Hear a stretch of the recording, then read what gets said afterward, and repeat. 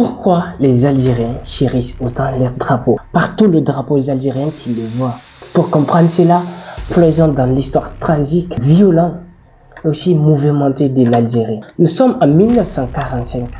Des milliers d'Algériens descendent dans la rue pour célébrer la victoire de leurs alliés, mais aussi pour revendiquer le droit à l'indépendance. En gros, en 1945, c'était la fin de la Deuxième Guerre mondiale, donc leurs alliés ont gagné, qui était la France. Mais pourquoi les Algériens ont revendiqué le droit de l'indépendance? En gros, la France avait promis à l'Algérie que s'il les aide à combattre l'Allemagne et qu'il arrive à gagner la guerre, qu'il allait les donner l'indépendance. Mais pas que l'Algérie seule. La France avait promis ça à toutes ses colonies en fait.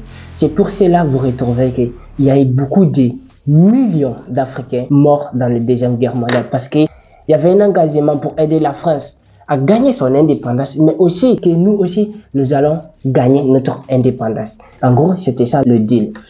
Donc, revenons sur l'Algérie maintenant.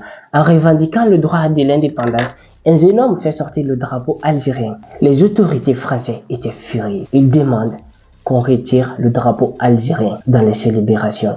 Un policier tente de retirer le drapeau algérien. La célébration se transforme en émeute.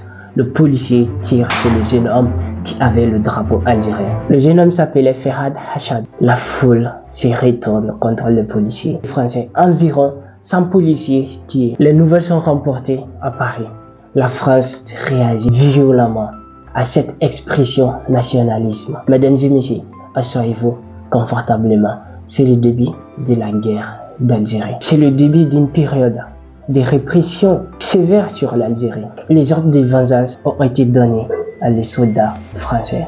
En gros, quelles que soient les manières dont ils vont se venger, ils seront couverts et blanchis. On ne peut pas être plus clair que ça. En gros, les gars, vengez-vous. La répression qui a suivi a été brutale. Environ 2000, d'autres pas même de 4000 morts du côté algérien. Les corps ont été traités avec des cruautés, mais aussi de façon inhumaine. Des cadavres ont été mutilés, décapités. Certains ont été brûlés dans le feu.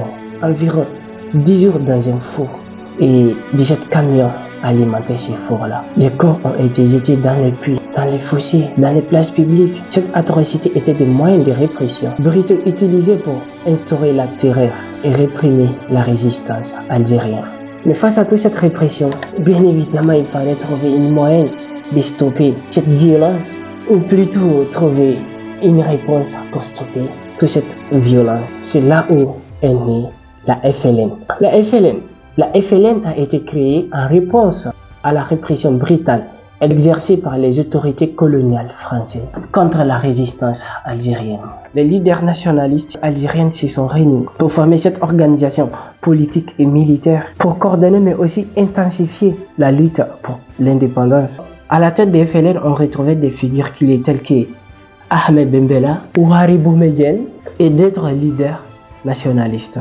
Les idéologies des acteurs des FLN étaient claires. Être libre sociologiquement, démocratiquement, mais aussi économiquement. En gros, ils étaient clairs.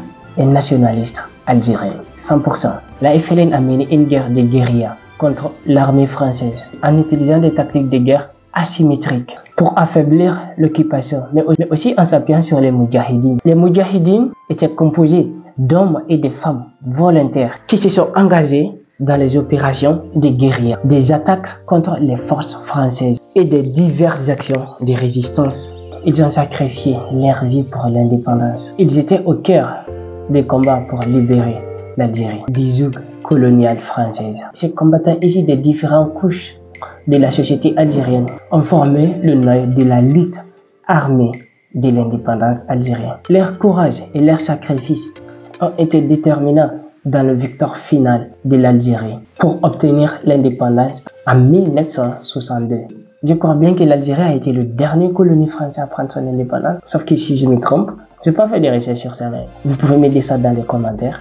Les Moudjahidines sont vénérés en tant que des héros nationaux qui ont contribué d'une manière significative à l'histoire, mais aussi à l'indépendance de l'Algérie. Pendant la guerre de l'Algérie, le total du nombre de morts reste inconnu. Environ, il y en a qui parlent de 1 million jusqu'à 2 millions de morts algériens. C'est là où vient la mort de l'Algérie pour son drapeau. Le drapeau algérien est bien plus qu'un symbole. Il incarne l'identité nationale car il demeure un rappel constant de l'héritage et des sacrifices et des valeurs du pays. Ne soyez pas étonnés de voir un Algérien avec son drapeau. Comment laisser une partie de lui derrière lui? Une fierté d'être un Algérien. C'est une fierté de connaître son histoire, de connaître son passé parce que ça nous évite à refaire le même. Un peuple qui ne connaît pas son passé est obligé de revivre le même. Mais aussi, il est perdu dans le temps et dans l'espace. Les Algériens, ils sont attachés à leur drapeau. Non, ils sont attachés à leurs histoires. À tous ces martyrs, comme ils aiment dire, à tous ces martyrs qui se sont sacrifiés pour ce pays. Ils sont attachés à eux. Ils honorent leur mémoire en restant fiers et en restant dignes, mais aussi en portant haut ce drapeau. C'est un hommage à tous ces martyrs. Vive l'Algérie, vive Désert et vive l'Afrique unie. Parce que l'Algérie s'est toujours battue pour l'Afrique. Mais aussi, l'Afrique aussi s'est toujours battue pour l'Algérie. Je pense à le Mali qui a envoyé des soldats pour aider l'Algérie à combattre, mais aussi qui a donné des soutiens politiques à l'Algérie. Et c'est pour cela aujourd'hui, l'Algérie et le Mali s'entendent très bien. Et c'est ces arts d'union qu'on veut voir sur l'Afrique. Et ces arts de collaboration qu'on veut voir en Afrique. Le festival panafricain que l'Algérie a organisé. Un Afrique grand, vive l'Afrique unie, vive l'Afrique unie. Et prenez tous bien soin de vous, que la paix soit sur vous.